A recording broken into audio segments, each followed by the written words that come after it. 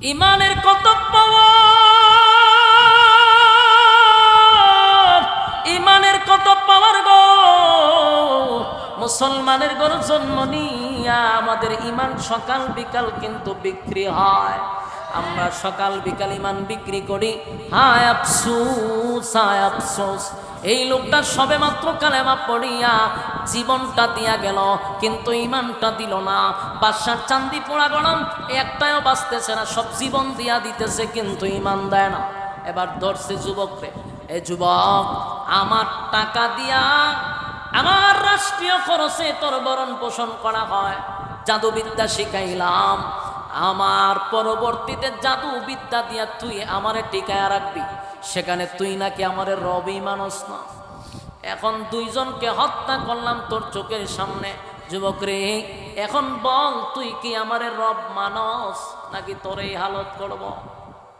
যুবক কয়, বাদশাহ, আমি তো মনে করতাম তুই শুধু জালেম, কিন্তু এখন দিই তুই একটা বলদ। তুই একটা বলে কেমনে? বলে আমি তোর বলদ কইছি। বাদশাহ কোন অ্যাঙ্গেল থেকে? বলে 70 অ্যাঙ্গেল দিয়ে দিই তুই বলদ। কারণ যেই লোকটার কাছে আমি কালেমা পড়লাম, একত্ববাদী খোদার উপরে ঈমান আনলাম, সেই লোকটাকেও তুই হত্যা করলি। আর ওই লোকের কাছ থেকে ঈমান আনলাম আমি, আমার পরে আমি যার কাছে যারে আমি কালেমা পড়াইলাম সেই মন্ত্রীকেও হত্যা করলি তুই, আমার পাদ্রীরেও হত্যা করলি তুই, দুইজনকে হত্যা করলি আমার কারণে। আর আমি বুঝি অন্তরে খোদা মানো, তুই ভাবলে কেন এলে তুই বল? আমার যুবক ভাইরা, আল্লাহ বলেন আমিনু কামা আমানান নাস, ওই মানুষদের মতো ঈমান আনো যারা করাত মাথার উপরে রাইখাও কালেমা ছাড়ে নাই। মন্ত্রী রে করাত দিয়া 2 ভাগ করছে। হায় হায়, এই ঘটনাগুলি যখন আমরা পড়ি আমি নিজের মধ্যে আমার কম্পন সৃষ্টি হয়। আল্লাহ না করুক যদি আমারে করাতটা মাথাত রেখা হয় মৌলবী ঈমান ছেড়ে দেয়, আমি কতক্ষণ টিকা থাকবো এই চিন্তায় আমার ঘুমে ধরে না যে সর্বনাশ, কেমনে মাথাত করাত নিছে। করাত দিয়া যদি এইভাবে কাটতে থাকে, বুঝেননি অবস্থাটা, একবার চোখ দিয়া কল্পনা করেন, ভাবা যায়। কিন্তু তারপরেও করাতের নিচে গিয়াও ঈমান দেয় নাই, জীবন দিয়া দিছে, ঈমান দিছে না। ঠিক কেন বলেন?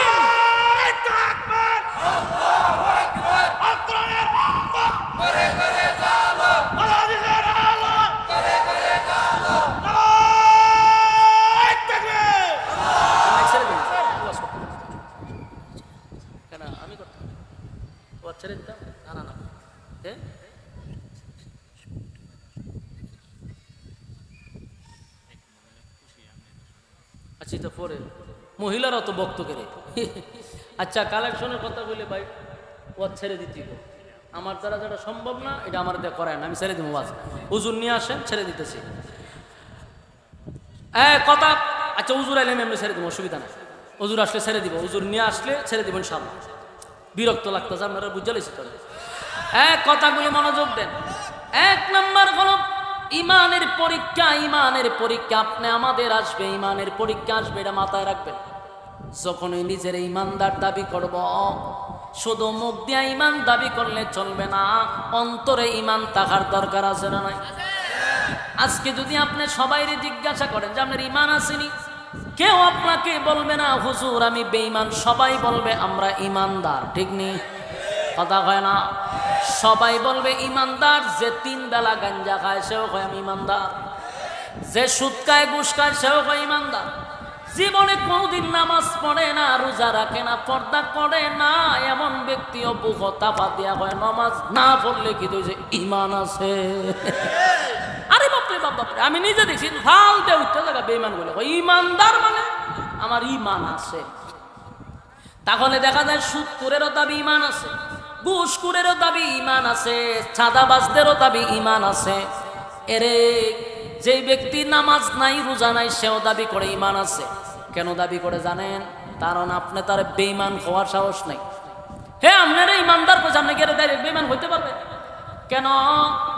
ঈমান মাফার থার্মোমিটার নাই। ঈমান মাফা, ওরে আল্লাহ আওয়াজ দেন না, ঈমান মাফার কি নাই? থার্মোমিটার নাই। জ্বর উঠলে একটা মিশিং বগলের নিচে রাখে, এটার নাম হলো থার্মোমিটার।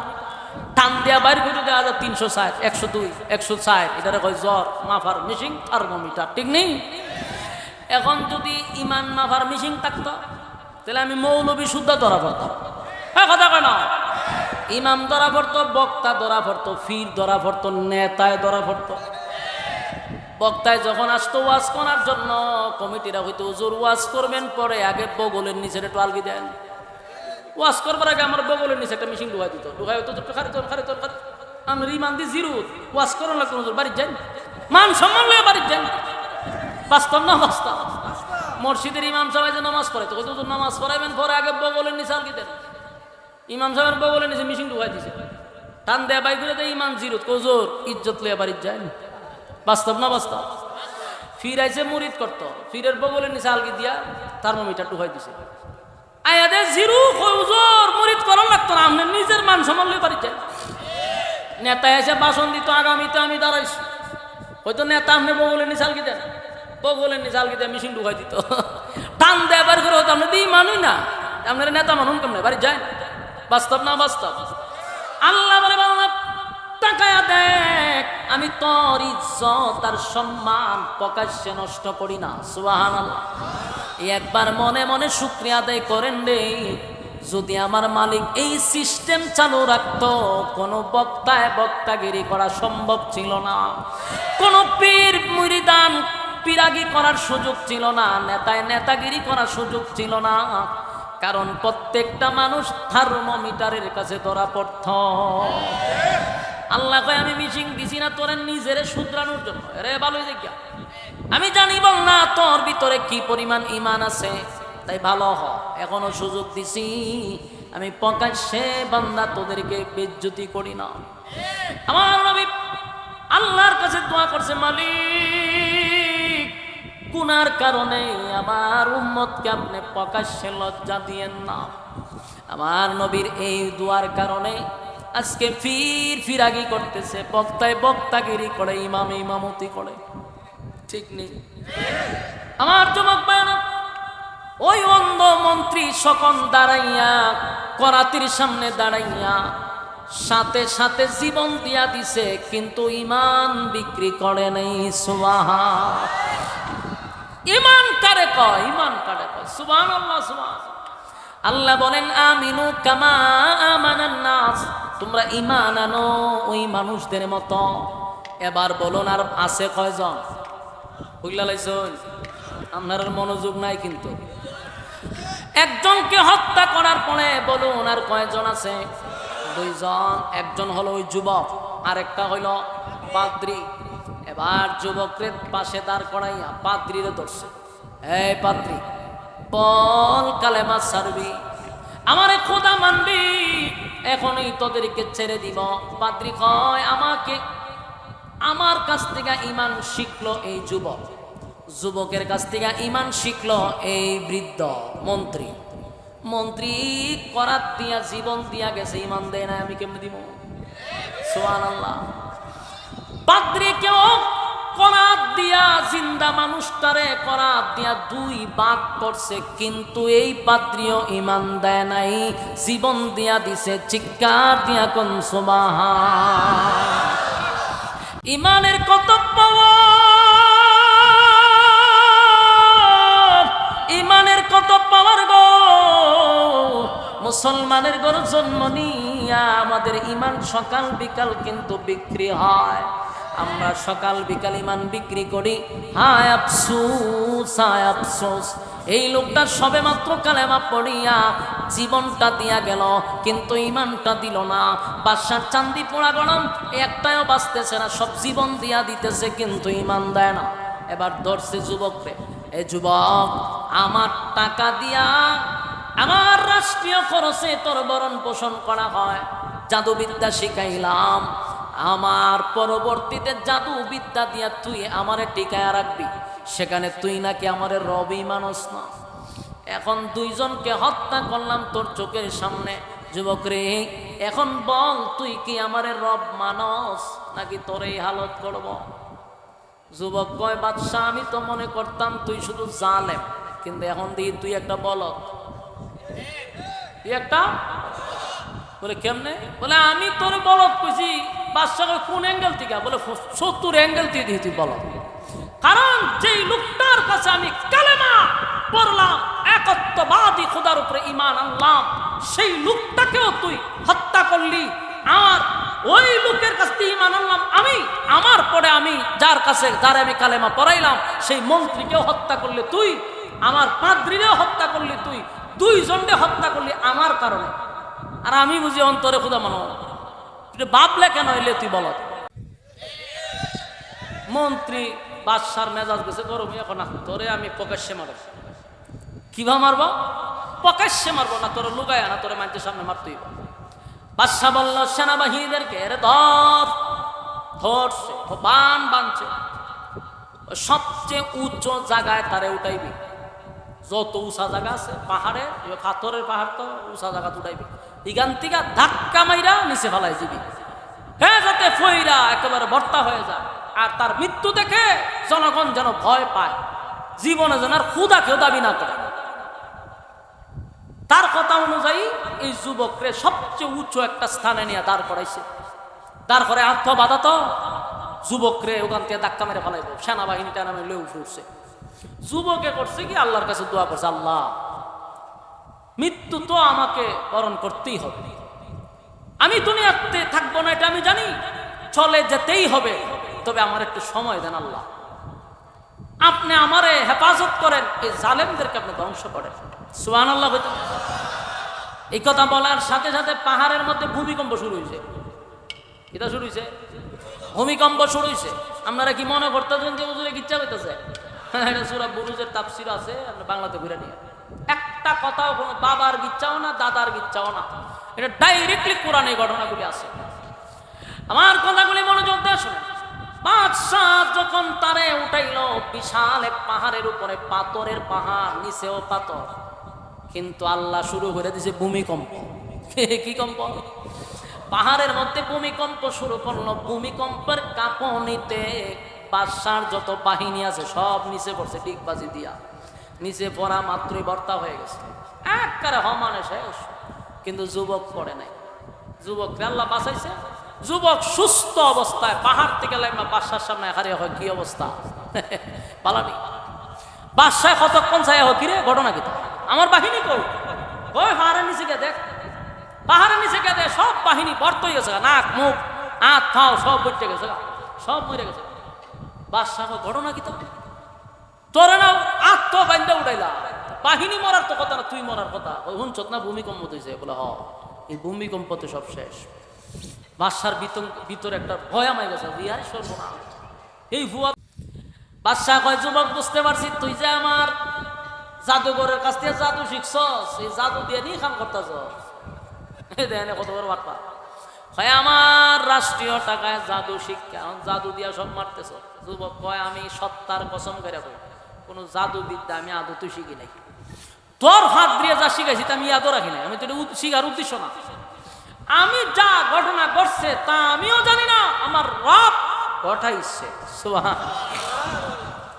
বাদশাহ কয়, যাওই খোঁজ, আমি যা বুঝার বুঝছি, তুই জাদু দিয়া খরচ পালা কথা। এখন আবার সেনাবাহিনীরা কয়েক কাজ কর, এই যুবকরে ধইরা একবারে ডাইরেক্ট লয়ে যাবে সাগরের মাঝখানে। সাগরের মাঝখানে নিয়ে হেরে মুখ টুক বাইন্দা আত্ম বাইন্দা সাগরের মাঝখানে ছেড়ে দিবি, হ্যাঁ, মাছে টাছে খাইলে সব মরে যাবো। সেনাবাহিনীর এরা দৈরা লইয়া এই যুবকরে দৈরা লইয়া গেছে সাগরের মাঝখানে। এখানে গিয়ে যুবক আবার দোয়া করে, আল্লাহ আর একটু সময় দেন, বাদশার একটু খেলা দেখাইল। আল্লাহ সাগরের মাঝখানে আবার ভূমিকম্প শুরু, যেমন জোর তুফান দিছে, নৌকা উল্টাইয়া,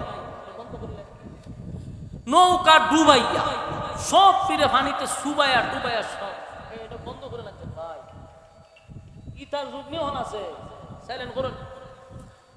ওই নৌকা ডুবাইয়া বাতাসে হগল সেনাবাহিনীরা পানিতে সুবাই সব কিছু মেরে গেছে। সুবহানাল্লাহ, জানি মাইরা লাইছে, জনমের মায়ের খাওয়াইছে, কিন্তু যুবকের কিছুই হয় নাই। ঠিক আছে, সুবহানাল্লাহ। যুবক বাদশার সামনে আবার হারিয়েছে, কিতা খবর? বাদশাহের দিকে আবার ব্যবহার হয়েছে, মাথা তাপ দেওয়া হয়, ঘটনা কিতা? আমি না ভাড়ালাম সাগরের মাঝখানে তোরে হত্যা করার জন্য, হয় হত্যা তোর সব সেনাবাহিনী শেষ। বাদশার ভিতরে কম্পন সৃষ্টি হয়েছে, লক্ষণ তো খুব খারাপ, এই ফুলারে তো মারণ দিত না। এই ফুয়া সাধারণ ফুয়া। বাদশা টেনশনে পড়ছে, অনেক গিয়া হয় ভাই তুই ক তোরে মারণ কেমনে, আমি আর হাঁটতেছি না, আমি ব্যর্থ, তোর অত্যাচারে আমি অতিষ্ঠ, আমি আতঙ্কে দেখি আমার বউ মায় না। বলে তোরা তো চিন্তা করে, বলে আমি তো চিন্তা করবো, কারণ আমি খোদা দাবি করেছি, তুই থাকলে মানুষ আমার খোদা মানত না, তুই বেড়েছে গিয়া। যুবক হয় আমি তো আমার এমনি মারতে পারবি না, তো কত কেমনে মারতুই খ, রাতের ঘুম হারাম করছ তুই, কোনোভাবেই তোরে মারণ যায় না। যুবক কয় আমার মারাটা কি তোর খুব বেশি জরুরি? বলে হ। কারণটা কি? তা বলে ভিতরে ভয়। কি ভয়? তুই যদি তা হস দেশের মানুষ আসল রবের পরিচয় জানবে, আমারে খোদা মানবে না। চিন্তা করছেন নি? যুবক এই ঘটনা বলে হ। বললে তোর অসুবিধা নাই, আমারও যদি মারতে চাও তাহলে আমার পরামর্শে আমাকে মারতে হবে, আমি যেইভাবে কমু এইভাবে হইলে আমার মারতে পারবো। বাদশা তুই যেমনে হস এমনি।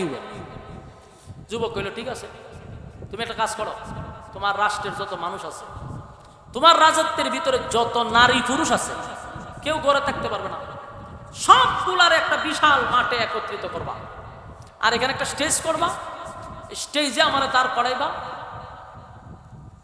আর আমি আমার রবের কথা বলছি, রবের নাম নিয়ে তুমি তীর মারবা, আমার বুকে লাগবে, মারা যাবে। সুবহানাল্লাহ। বাদশা কোনো অসুবিধা নাই, বললো যে একটা লোকও ঘরে থাকতে পারত, যদি কোনো লোক ঘরে থাকে তাহলে কিন্তু হইতো না। বাদশা প্রয়োজনে ফার্স্ট প্রায়ার করে মারলাম সব তো নাই তুই। আচ্ছা কোন যান ডক্টরেট যদি কয়, বলে আগামীকালকে আপনারা ঢাকা আইসেন, আপনাদেরকে চা খাওয়াবো, যাইবো মানুষ ভাইজলামি করার জায়গা না। কিন্তু যদি ঘোষণা দেয় যারে ঘরে পাওয়া যাবো হেরে ক্রস ফায়ার করা হবে, কেউ ঘরে থাকবো এ কথা না, আমি হুজুরে ঘরে থাকতাম না, বলে সব কনা ক্রস ফায়ার মাইরা লিব, সব দল হইব, কথা কই না দিই।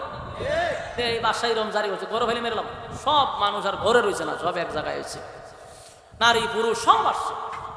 বাদশা ওই যুবকের কথা অনুযায়ী স্টেজের মধ্যে ছেলেদের দাঁড় করাইছে। বলে এখন কি করতাম? হয় আমাকে মারতে গেলে আমার রবের নাম নিবি, এত জুড়ে নিবি যেন এখানে উপস্থিত সব মানুষ শুনতে পারে। যুবক সব মানুষ শোনার পরে আমাকে তীর মারবি, আমি মারা যাব। সবার সামনে যুবক বলল আমার রবের নাম নিয়ে আমাকে মারলে মরবো, এর আগে মরবো না। বাদশা ওই যুবকের নাম নিয়ে বিসমিল্লাহ আল্লাহু আকবার কই তীর মারছে, বুকে ঢুকছে, যুবক মারা গেছে। যুবক ঘটনা শেষ না, ঘটনা তো শুরু হয়েছে, কিন্তু আপনারা ধৈর্য নাই, এমাদা হইতে যে হুজুর কালেকশন করো, অতকার না আমরা সাইদুল্লাহ সাফি ভাই কালেকশন করলো, তাই আমি অঙ্কিতা করতাম হুজুর আছে তো হুজুরে লই আইব কিতা কথা, আমি সালাইতাম নি, আপনি বলে সালামু আমার সালাইতাম না, হুজুর বুঝি না আমি তা বললাম হুজুর যদি আয়াতে স্যার না অসুবিধা, আমি চালাই যাই, অসুবিধা নাই, হুজুর আইলি স্যার অহন হুজুর নাই বারা করতে একটু চালাইয়া যায়, কি দেখো আচ্ছা তো অসুবিধা নাই। বই খালি ঘটনা কিন্তু শুরু হয়েছে না শেষ, খালি শুরু। যুবক রে মাইরা বাদশা চাইছিল এখানে দামাচাপা দিয়া মিডিয়া টিডিয়া সব বন্ধ করে দিত, কথা বুঝছেন নি? যে যে নিউজ টিউজ বাড়িছে সব সাংবাদিক রয়েছে রে, আর ফসর ফসর নাই মেরে লইছি, অন আমি নিশ্চিন্তা রাজত্বে বসে আবার খোদা দাবি করবো। কিন্তু ঘটনা তো ভিন্ন। যুবকরে যেই মাত্র মারছে উপস্থিত সমস্ত দেশের মানুষ কয় ঘটনাটা কি? তা ঘটনাটা কি? এত চেষ্টা করলো বাদশা যুবকটারে মারার জন্য, পাহাড়ের উঁচু টিলায় নিত, সেনাবাহিনী মারা গেল, সাগরের মাঝখানে নিল, সেনাবাহিনী মারা গেল, করাত দিয়ে চেষ্টা করলো, সব শেষ, যুবক মরে না। কিন্তু এখন কি ঘটলো? এই রবের নাম নেওয়ার সাথে সাথে যুবক মারা যায়। রবটাকে সুবহানাল্লাহ, এটা কোন রব? সব দেশের মানুষ বলল এই যুবক যেই রবের উপরে ঈমান আনছে আমরা সবাই সেই কালেমা পড়ে ঈমান আনলাম। চিৎকার দিয়ে কোন সুবহান, একটা জবান বন্ধ রাখবেন, বলেন আল্লাহু আকবার, আর জোরে কোন আল্লাহু আকবার। এই ঈমানের আওয়াজ দিয়ে বলেন আল্লাহু আকবার। বাদশা চাইছিল সব শেষ করতে, কিন্তু ঘটনা খালি শুরু হয়েছে। এবার দেশের সব মানুষ কালেমা পড়ে আনিছে ঈমান। আচ্ছা কোন চান? বাদশার টেনশন আছিল কয়জনে লইয়া? 3 জনে লইয়া, রাতের ঘুম হারাম। এখন ঘটনাটা কি করছে, দেশের সব মানুষ আসিন 3 জন দেশের সব মানুষ বাদশাহ হয়ে নিজেও মরল, আমার জ্বালায় মারল। মল্লি তো মল্লি রে, সব দেশের মানুষকে কালেমা পড়ায় মল্লি। কিন্তু আমি প্রথমে বলছি বাদশাহ কি সাধারণ বাদশাহ ছিল না, জালেম। এই বাদশার কথা কোরআনে বলছে কত বড় জালেম। যেই লোকটা 3টা মানুষের কালেমা সহ্য করতে পারলো না, 3টা লোক তারে খোদা মানে না, এই জন্য সে সহ্য করতে পারলো না, 3টা লোককে সে হত্যা করলো। এখন দেশের সব মানুষ কালেমা পড়ে ঈমান আনছে। এই বাদশা এর পরেও চিন্তা করলো না যে দেশের সব মানুষ যেহেতু কালেমা পড়েই ফেলছে, তাহলে শেষ করে দিই। হে কয় না, আমার যারা রব মানবে না এরারও আমি দুনিয়াতে থাকতে দিব না। নাউজুবিল্লাহ। চিন্তা করেন, একবারও চিন্তা করছেন জনগণ দিয়া তুই বাদশা? হ্যাঁ, কথা কয় না। জনগণ দিয়াই তো তুমি প্রধানমন্ত্রী, কথা কয় না। জনগণই যদি না থাকে সাধার প্রধানমন্ত্রী দিয়ে কি করা? তোমার পিছনে যদি জনগণই না থাকে, তোমার মতো নেতা দিয়ে আমরা কি করব? তোমার পিছনে তো জনগণ নাই। ওই স্বৈরাচার রাজত্ব চালাইছে, একবারও চিন্তা করছে না দেশের জনগণ আমাকে চায় না, দেশের জনগণ আমাকে সহ্য করতে পারতেছে না, কিন্তু জোর জবরদস্তি কইরা থাকতেইব, চালাইতে হবে। বিস্ফোরণ ঘটছে না, ঘটছে না? হ্যাঁ, বেশি চিপলে কিন্তু সমস্যা, বেশি চিপলে তিতা হয়। বেশি চিপবেন না, অল্প চিপাতে খেয়ালা, কিন্তু যখন চিপতে থাক, চিপতে তো রস আর মিঠা হইতো না, এটা তিতা হইব। 16 বছর মানুষের মনের বাহিরে গিয়ে যুদ্ধ করছে, বিস্ফোরণ করছে। জমিনও ভাড়া দিতে পারছো, আসমানও ভাড়া দিয়ে যেমন লাগছে, কথা কয় না? শিক্ষা গ্রহণ করো। আল্লাহ বলেন এই জালেম শাসক কালেমা পড়ার কারণে সে সিদ্ধান্ত নিছে, কত মাথা গরম। এটা নেতানিয়াহুর মতো পাগল। ওই বিনিয়ামিন নেতানিয়াহু আছে না, নষ্ট এই সূরার মতো, সে রক্ত পিপাসু, রক্ত দিয়া তার পিপাসা নিবারণ করে। কত লক্ষ মানুষ মারলে পরে তার রক্তের পিপাসা নিবারণ হবে সে নিজেও জানে না। কিন্তু যাই না রাত, এই রক্তের খেলা একদিন বন্ধ হবে, গোটা বিশ্বে কালেমার পতাকা উড়বে ইনশাআল্লাহ। ইমাম মাহদীর নেতৃত্বে গোটা পৃথিবীতে আবার ইসলাম কায়েম হবে। এই নেতানিয়াহুদের পিছনে যারা এখন শেল্টার দিচ্ছে, তারাও জমিনে থাকতে পারবে না ইনশাআল্লাহ। সব কিছুর একদিন প্রতিশোধ নেওয়া হবে। ঠিক তেমনি ভাবে অতীতে যত জালেম ছিল, এই নেতানিয়াহুর মতো জালেম কিন্তু অতীতেও ছিল, থাকতে পারছে? কথা হয় না? পৃথিবীতে কোনো জালেম টিকতে পারে নাই। হয়তো কাউরে আল্লাহ ছাড় দেয়, ফেরাউন 400 বছর রাজত্ব করছে, ছাইরা দিছে। হ্যাঁ, কথা কই না? ছাইরা দিছেন। আল্লাহ ছাড়ে না, ছাড় দেয়। 16 বছর আল্লাহ ছাড় দিছে, ছাইরা দিছে না, কিন্তু কথা হয় না? অতীত থেকে যারা শিক্ষা গ্রহণ না করে তারাও কিন্তু বিচ্যুতি হয়। হ্যাঁ, কথা কই না? যেই মালিক ইজ্জত আর সম্মান দিয়া চেয়ারে বসায় রে, এই মালিক কিন্তু জুতা দা ফিরাইয়া বললাম। তাই চেয়ারে বৈশা গেলে বুঝা নিও না যে এটা আমি পাইছি, আর এখানে বৈশা ক্ষমতার অপব্যবহার করো না। কারণ যেই চেয়ারে আল্লাহ সম্মান দিয়া বসাইছে, সেখান থেকে আবার নামাইতে পারে কিনা? তাই দেশের সব মানুষ যখন কালেমা পড়ছে, তখন এই জালেম শাসক যখন গর্ত খনন করা শুরু করছে, পাইছেননি গর্ত? গর্ত পাইছেননি? আল্লাহ কি বলছিল? ওয়াসসামাই যাতিল বুরুজ ওয়াল ইয়াউমিল মাউউদ ওয়া শাহিদিন ওয়া মাশহুদ। 4টা কসম করছে। আমি ওয়াজ করি আমাদের সব সাইয়ের হুজুরের ভাই, হুজুর কি হামাদা যাইতাছে কেন আইতাছে, তাইলে তো হুজুরে দেখবেন। ওই